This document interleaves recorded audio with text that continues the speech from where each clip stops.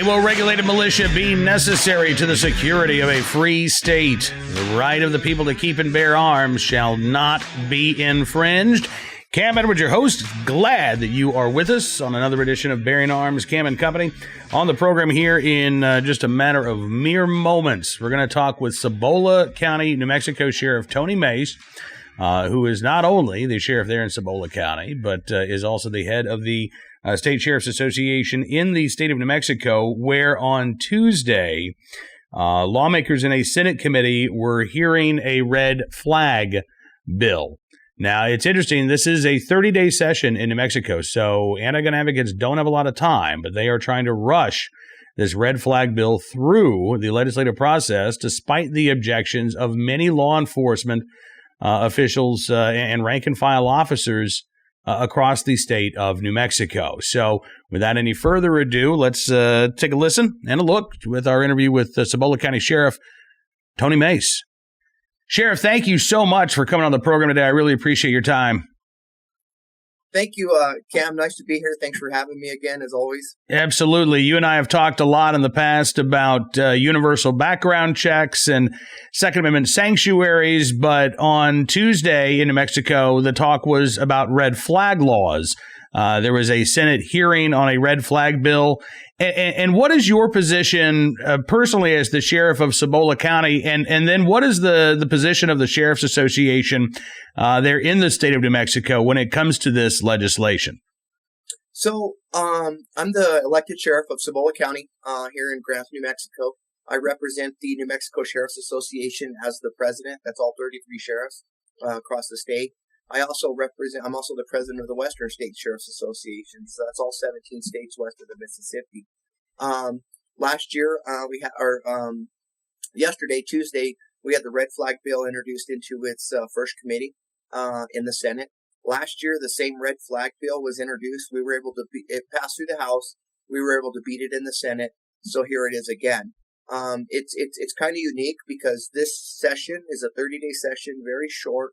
There's some real controversial issues that are being debated within the legislature, and it's normally reserved for budget type debate. But the governor put it on our call list and said, "I want red flag back up there on the deal." So here we are again, trying to protect the citizens' rights. And these red flag bills are just a backdoor gun confiscation, legislation. So the sheriffs, again, we're up in Santa Fe communicating with our senators and just really trying to talk about the constitutional issues that this piece of legislation has. Because it's not just about the Second Amendment or the gun. It's also about your Fourth Amendment right, your First Amendment right, your 14th Amendment. I mean, you can go down all the Bill of Rights. And these red flag laws really, our particular one here in New Mexico, really puts every single one of those constitutional rights at jeopardy. And, you have 30 of the 33 sheriffs in New Mexico in committee saying, hey, no, we don't want this. This isn't something that law enforcement can use.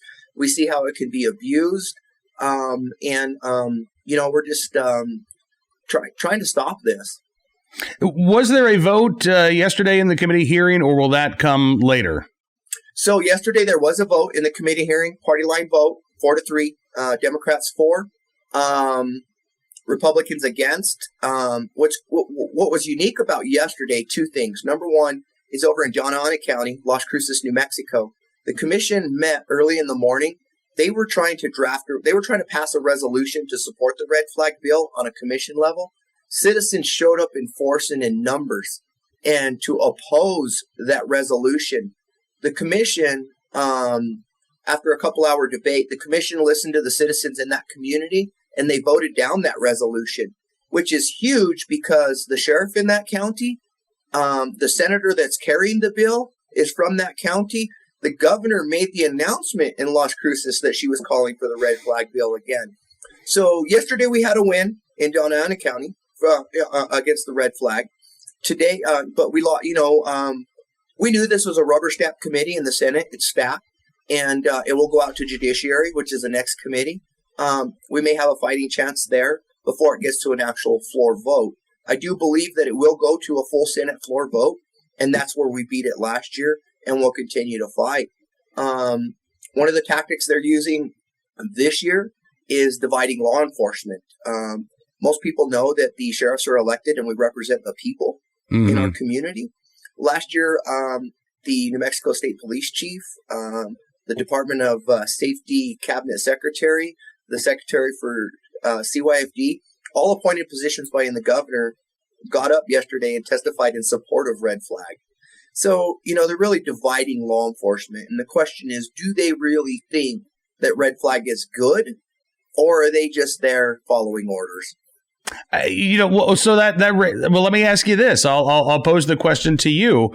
If you were an appointed law enforcement official rather than elected official, would you feel differently about red flag legislation? That's a great question, Cam. And me, I would not. I have a backbone. I'm going to stand for something or I'm going to stand for nothing. That oath of office that I took to swear and defend and protect the Constitution of the United States, I live by that. I mean, I swore that oath when I enlisted in the Marine Corps. I swore that oath when I took the position as a deputy, and I swore that oath again when I took office as sheriff. Yesterday, 20 of the 33 sheriffs, they were able to attend the committee hearing. We went right outside the governor's office, and we reaffirmed that oath of office in front of the governor's office. That's important to us. And I mean, ultimately, if I was told or if I was appointed and have to follow that line, I would resist. This is about protecting our God-given constitutional rights. Absolutely. And listen, I don't want to put the cart before the horse. As you say, this bill has another committee hearing in the Senate, and then it will likely go to the full floor. There is an opportunity to defeat this bill. I want every New Mexico gun owner to know that. They should be contacting their lawmakers, urging them to oppose this legislation. But let's say that this bad bill becomes a bad law, Sheriff. You and I have talked in the past about universal background checks and some of the gun control laws that sheriffs have the discretion, basically, as to whether or not they're going to enforce this or not. I understand that one of the concerns for law enforcement is that this really takes the discretion out of your hands, right? It's going to be up to a judge to issue these orders, and then you and other law enforcement officials are expected to follow that order. That's correct. And so our particular red flag bill, the way it's introduced right now into legislature, takes it out of the criminal aspect and puts it in a civil in the civil courts. So it has different rules versus criminal. So the key thing about it is the office of the sheriff is statutorily, it's in statute. The office of the sheriff, we're an office of the courts. We serve all the court paperwork, and not state police, not a municipality, not a tribal police. The sheriff does. So those orders would come to us, right, for us to serve. And I think that it really does take the discretion out. But when we talk about past legislation that was introduced and made into law, we haven't seen any of those laws being used a year later down the road because nobody's enforcing them. So then that law just becomes null and void. Well, on this particular issue with the red flag bill, we're really taking a hard stance on it. There's attorneys that don't like it. They realize the constitutionality of it. And again, if these orders come through my office and we get them, we're not going to put people at risk. We're not going to put our officers at risk. And if I have to go to the judge and get held in contempt of court to prove a point, I'm ready. We're going to do the right thing here. We do not want to escalate situations. People are innocent until proven guilty.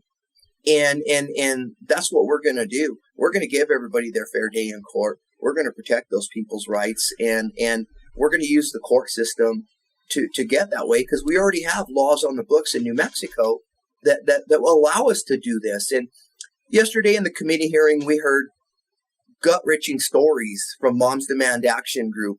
Kids were up there testifying in committee. They really pushed their agenda with emotion. And I mean, I don't mean to be harsh, and I'm not trying to be mean. I feel for those families and I feel for what happened to them. But law enforcement failed them by not acting on some of the situations there. We do have laws on the books in New Mexico that allow us to prevent people that are in crisis, to engage people that are in crisis, or to really intervene when somebody's suicidal. And we use it. We see it time after time after time. And I just, we don't need to enact new laws. Let's go off the platform that we got and use those ones that are constitutional to have due process and protect people's rights. Listen, I could not agree with you more, Sheriff. And in Virginia, we've got our red flag bill that's making its way through the legislature. And I've got to say, I have my objections, same as you, with the due process erosions, the low evidentiary standard that is used, the ex parte hearings. But, at an even broader level, we too in Virginia, we have a civil commitment law. And you've got a lot of sheriffs saying what needs to be done is we actually need to address the crisis in the state's mental health system, because we're out of beds on a regular basis. There are simply no open beds for individuals who need to be evaluated. And rather than focus on that real crisis, you've got these lawmakers in Richmond that are offering this red flag law as their supposed fix, and it does nothing to address that individual in crisis. The words mental health don't even appear in Virginia's red flag law. It's simply, well, if a judge decides that this person is a substantial risk to themselves or somebody else, let's take their guns away and then we'll leave them alone. And I don't know how on earth anybody can argue that makes anything any better for that individual who is in crisis. Cam, you're absolutely right. And even though Virginia and New Mexico, two different places on the map, we see those same problems and those same things here in New Mexico. The mental health issues that we have are the people that are in crisis. There's large numbers of them. New Mexico, we're like 5th in the nation for suicide right now. So there is a problem. But there's just not enough resources in New Mexico right now to help people that are in crisis or suicidal. And I think that's where the focus needs to be on, is those on developing resources to help people that are in crisis or that are suicidal.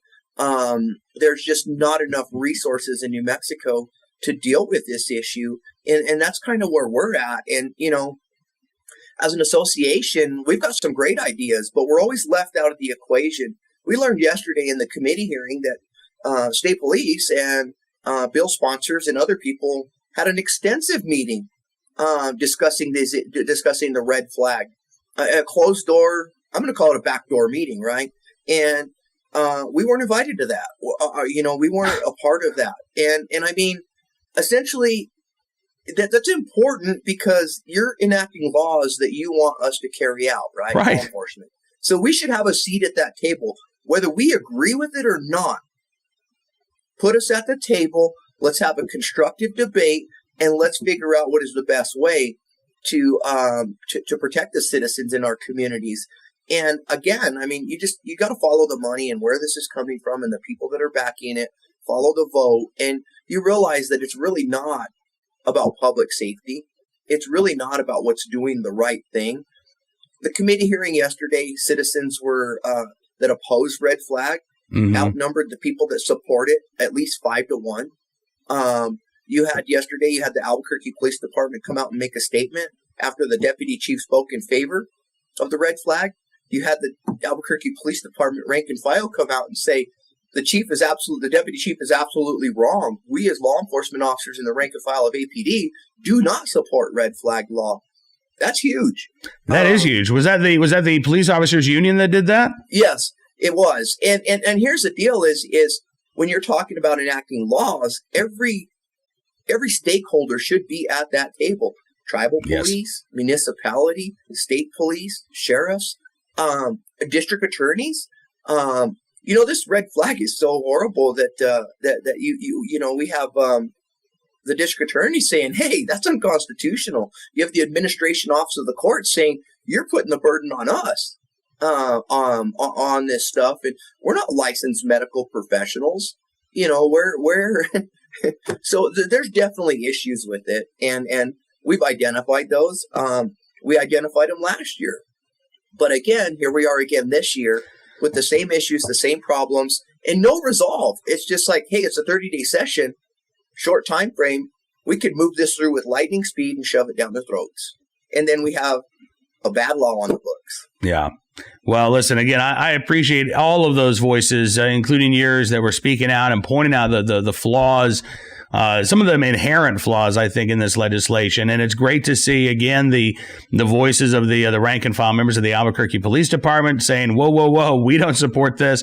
Again, it's ultimately up to these lawmakers to listen. And the fact that they didn't want to hear from sheriffs at this backdoor meeting tells me that they unfortunately don't want to listen. So, we've got to keep up the pressure. Those folks on that committee, as you have pointed out, are not the entirety of the Senate body. Legislation has been defeated in the Senate last year. Hopefully it can be defeated again. And gun owners, again, they've got to keep using their voice. But I got to tell you, Sheriff, it sounds like the Second Amendment sanctuary movement is alive and well in the state of New Mexico. The sanctuary movement is alive and well in the state of New Mexico, and the sheriffs are really protecting the citizens' rights and doing what's right. And the Second Amendment sanctuary stuff is taken off, and it's taken the nation by storm.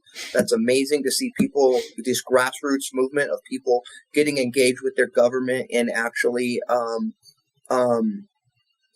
standing up for their rights. And with that movement, it just you see state after state after state after state, county after county after county adopting these rules, and that's important. And this Friday at the state capitol, we're having a pro Second Amendment rally at 11 o'clock on Friday. We're asking everybody to attend. We want mass numbers there. We're pulling some stunts from Virginia. We're going to be giving away some free PMags over there, 30 rounds. Nice. We're with that as well as you brought up a good point. If the elected senators and representatives, lawmakers, they may not want to listen to us, but they're going to hear us, and that's what this rally's about. Because if they won't listen, they're going to hear us. I mean, other than these rallies and trying to defeat these things by voice, the only other option that we have is at the ballot box. And a lot of these individuals are up for re-election now in 2020. And, citizens can answer back is, you don't want to listen to me? We're going to get you out of there. And yesterday there was limited debate in the Senate. It's good, though, because there's a lot of states that don't allow citizens to participate in committee hearings and debates and different things like that. So New Mexico is one of the few that really does. But again, they had to move it from a committee room to the actual Senate chambers, which is good because they wanted to accommodate more people. So I'm about giving credit where credit is due. But they did disarm the citizens and said, no, you can't carry in here. Okay, let's keep the battle going. Let's be in there. And then they only allowed a certain amount of people in. I think it was like 250 from each side. Mm-hmm. And then, but again, the people that oppose this bill, the patriots, the citizens, outnumbered 5-1. And they said, we're going to allow 30 minutes of testimony for a total of an hour, 30 minutes from each side for those that oppose and those that support. So you really see the divide is the people that opposed it, the sheriffs and the citizens, they're really standing on the platform of protecting our constitutional rights and doing what's wrong. The other side, moms demand action, and they've used kids and different things like that and all appointed positions of the governor, but they use the emotion to drive it. And I mean, if we're really going to get where we need to be, you got to take the emotion out of it and look at the facts. Absolutely. And that's kind of where we're at. Well, listen, Sheriff, again, thank you so much for coming on the program today. Thank you for everything you're doing out there in New Mexico. Friday, you say 11 a.m., is that right, at the Roundhouse? Friday, 11 a.m. at the Roundhouse. We're having a Second Amendment rally. It's sponsored by the New Mexico Sheriff's Association, Pro Gun for Women, National Rifle Association, and New Mexico Shooting Sports. And our good buddy over at BMC Tactical, Walter Bracken, he's bringing the PMags from his store. So there'll be a lot of good information, a lot of good patriots around, a lot of good things up for grab. And again, if they don't want to listen, they're going to hear us.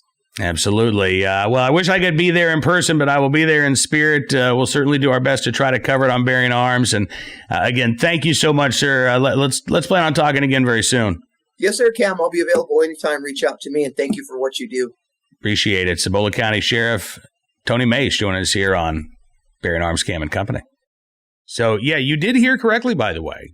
Sheriff Mace says he is ready to face a contempt of court charge rather than enforce one of these red flag provisions. We're going to keep a close eye on this developing story out of New Mexico. But of course, we are keeping a close eye on a lot of legislative news. I'll give you a quick roundup of some of the bills that are making their way through other state legislatures before we get to our armed citizen story of the day. First of all, an update on something we talked about on yesterday's program, House Bill 961 in the state of Virginia, which is Governor Ralph Northam's gun ban, his magazine ban, his suppressor ban, trigger activator ban. We mentioned yesterday that this bill hasn't started moving yet. It has not even had its first committee hearing, and you've already had a number of gun control bills that have cleared out of their House of origin, passing out of the state Senate, for example, and now over on the House side. Governor Northam isn't saying much about his gun ban bill, but one Virginia Democrat state senator is talking about it. Linwood Lewis is one of 4 state senators in Virginia who have gone on the record as saying that they have issues with the language that they have seen to date. And in a op-ed for Shore News Daily on Virginia's Eastern Shore, Senator Lewis makes it clear, in fact, explicitly states he is not supportive of any ban on firearms or magazines. That's pretty clear and unambiguous language. Now, that would mean if they've lost Senator Lewis on House Bill 961, if this bill were to get out of the House and head over to the Virginia State Senate, right now you'd be looking at a 20-20 tie. If every other Democrat signs on and only Senator Lewis objects and all of the Republicans object, I'm not aware of any Republican support for House Bill 961 in the Senate side. I'm not aware of any support for it over on the House side either. If this were to go to a tie vote, 2020, then the Lieutenant Governor, Justin Fairfax, would cast the tie-breaking vote, and the bill would pass 21-20. However, as I mentioned, there are 4 Democrat state senators who have said that they can't support the language that they have seen to date. Senator Lewis has come out and said, I'm not supporting any gun ban. I'm not supporting any magazine ban.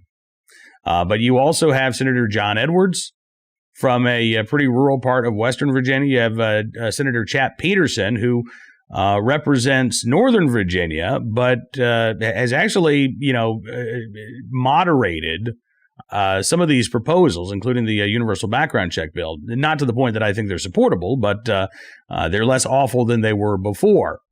And so with these 3 other senators so far not on board, right now House Bill 961 does not have the votes to pass in the state Senate. And that is very good news for gun owners. Now, we're not out of the woods by a long shot. February 11th is when House Bill 961 needs to clear the House and get over to the state Senate if it has any chance of passing and getting to Governor Northam's desk. There are, I imagine, going to be some pretty feverish discussions over the next few days because Democrats need to get that bill moving in the House if this centerpiece of Governor Northam's gun control agenda has a chance of passage. They're going to have to rework this bill, I suspect, to get support even in the House of Delegates. And again, I don't know that they're going to be able to rework this enough to get the support of, these Democrat senators, the group of 4 there in Virginia, who so far are objecting to the governor's gun and magazine and suppressor and trigger activator ban language. If I were a Virginia gun owner, and you know what? I am a Virginia gun owner, so I'm going to give you the same advice that I'm giving myself. Doesn't matter who your state senator is. If you know that they're good on the issue, if you know that they're horrible on the issue, if you don't know how they are on the issue, it doesn't matter. You still need to be talking to your lawmakers right now. And in fact, no matter where you live, you've got a legislative session taking place. I guarantee you there's some gun control bills that are popping. Make sure that you're in contact with your state rep, your state senator. Be polite, be civil, but be unambiguous in your opposition to these gun control proposals. And don't just send them one email or make one phone call and be done with it. They have a lot on their plates, and they need to be reminded of what their constituents are thinking. So it's okay to let them know every day. Now, you don't want to do it multiple times a day. You have to do it every hour. But once a day, a couple times a week, that is fine in terms of staying in contact with your local officials. And we got some other bills to talk about as well. Out in Hawaii, even more anti-gun bills have been introduced before the filing deadline. House Bill 2736, Senate Bill 2635 restrict ammunition purchases. You must show proof of firearm registration for a particular caliber before you could legally purchase ammunition. So if you are planning on, I don't know, going to the range with friends and maybe you want to be a good buddy and buy them a box of ammo because you're planning on shooting their firearm, you can't. I guess you'd be forced to give them cash. House Bill 2746 expands training requirements for pistol permits to all firearms. So you would have to undergo training before you could exercise your constitutional rights. Senate Bill 2201 would appropriate taxpayer money, according to NRA's Institute for Legislative Action, to establish and fund gun buyback centers in each Hawaii county. These programs have been proven to do nothing to reduce violent crime or accidents involving firearms or suicides involving firearms. They don't do anything positive other than allow lawmakers to pat themselves on the back and say, look, I did something. Senate Bill 2517, House Bill 1599, House Bill 1734, Senate Bill 2152 changes the permitting system for long guns to match the permitting system for handguns. So every time you wish to purchase a firearm, you would have to go and get a permission slip from your local police department. There's also a magazine ban, House Bill 2519, House Bill 1736, Senate Bill 2154. There is an exemption for law enforcement. There is no grandfather clause for any Hawaiian possessing a magazine over 10 rounds. You would be forced to, in order to stay in the boundaries of the law, destroy your magazines, hand them over to police, or I guess toss them in the ocean. There's also a ban on quote-unquote assault pistols, Senate Bill 2626. Senate Bill 2943, House Bill 1733, Senate Bill 2151 prohibits the purchase and manufacture of certain firearms parts by individuals in an attempt to ban the private building of firearms. Again, supposedly going after quote-unquote ghost guns. There's also Senate Bill 3053, which bans, quote, 50 caliber guns. Okay. That's about as broadly as they're defined, by the way. And Senate Bill 3054, which requires individuals to provide notice of permanent removal of a firearm outside of the state with the registering county within 5 days. So if you take your firearm out of the county where you live in Hawaii, apparently you have to let the government know about that. Again, all of these provisions aimed at legal gun owners, not aimed at violent criminals in Hawaii, and all of them treating the right to keep and bear arms as if it is a privilege and not an actual right.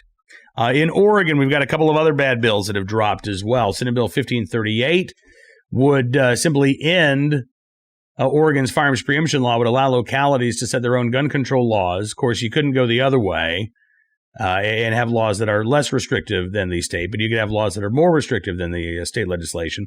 House Bill 4005, a firearm storage bill, which requires all firearms to be locked with a trigger locking device or kept in a locked container unless they are carried, with every firearm not secured constituting a separate violation. So if you need a firearm by your bedside or you want to bring a firearm to the bathroom with you while you're taking a shower, you can't. Unless it's on your person, it has to be locked up. Now, again, this is really designed to make gun ownership as onerous as possible. In the Heller decision back in 2008, the U.S. Supreme Court struck down not only Washington, D.C.'s handgun ban, but also its storage requirements, in which firearms had to be kept locked up, ammunition stored separately, and you really could not access a firearm for the purpose of self-defense.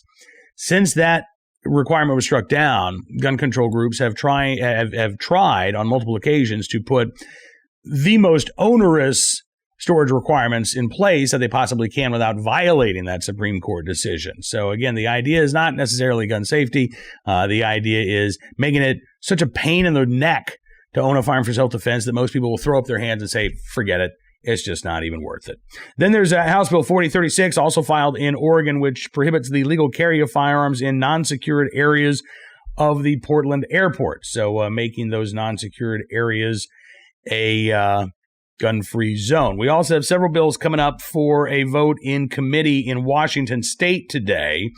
House Bill, so as I'm recording this, these votes have not yet taken place, but House Bill 2305, mandatory firearm prohibition for respondents of a vulnerable adult protective order. It would remove someone's Second Amendment rights for up to 5 years and requires no criminal convictions or even criminal charges. There you go.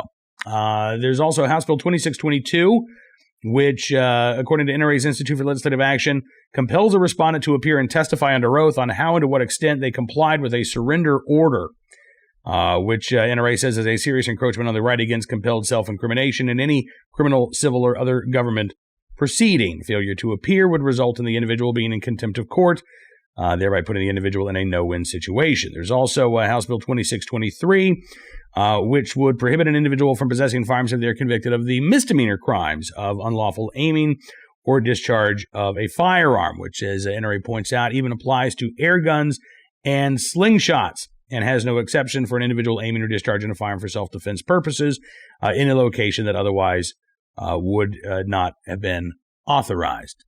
And not to mention, again, lowering the standard for a permanent disability for keeping and bearing arms, which, generally is reserved for felony offenses, those who have been adjudicated as mentally defective, and then there's the federal prohibition on misdemeanor domestic violence.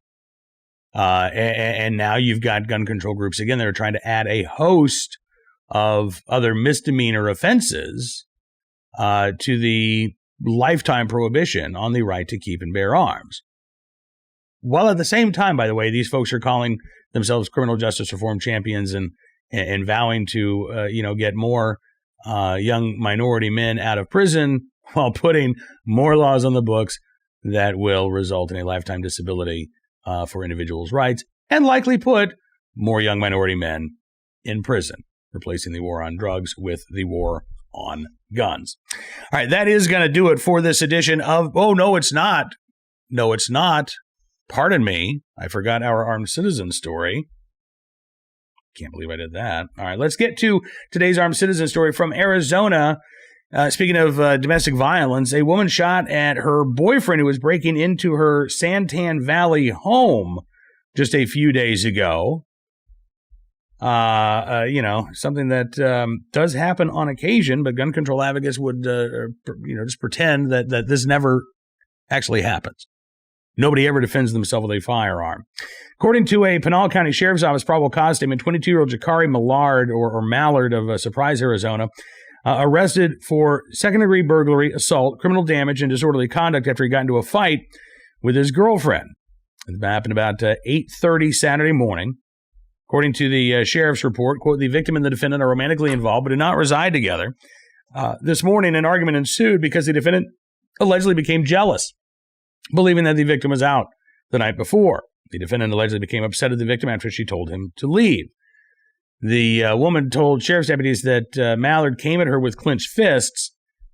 The sheriff's deputy who took the report said the victim, fearing assault, discharged a firearm and retreated from her garage into the home.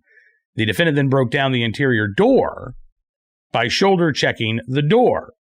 Mallard told deputies that he broke into the house to retrieve his personal belongings. Okay, you were just shot at.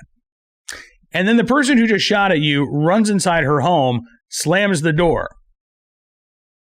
On what planet is, I'm just going to break down that door to get my stuff, a good idea?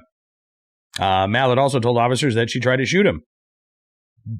Apparently, she acknowledges that. Mallard, arrested and transported to the Pinal County Adult Detention Center, charged with 4 counts, later declared non-bondable, which means he will not be getting out anytime soon.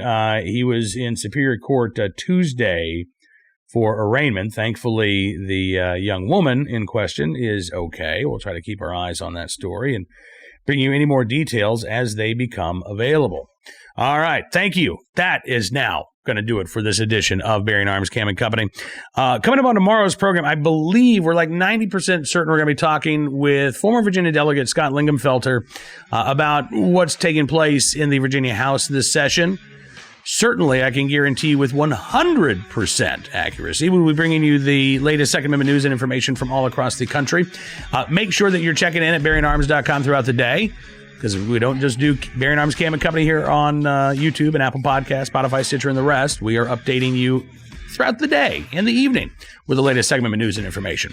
Thanks so much for being a part of the program. Thanks for sharing it, spreading the word, and we will see you back here tomorrow with the Thursday edition of Bearing Arms Cam and Company.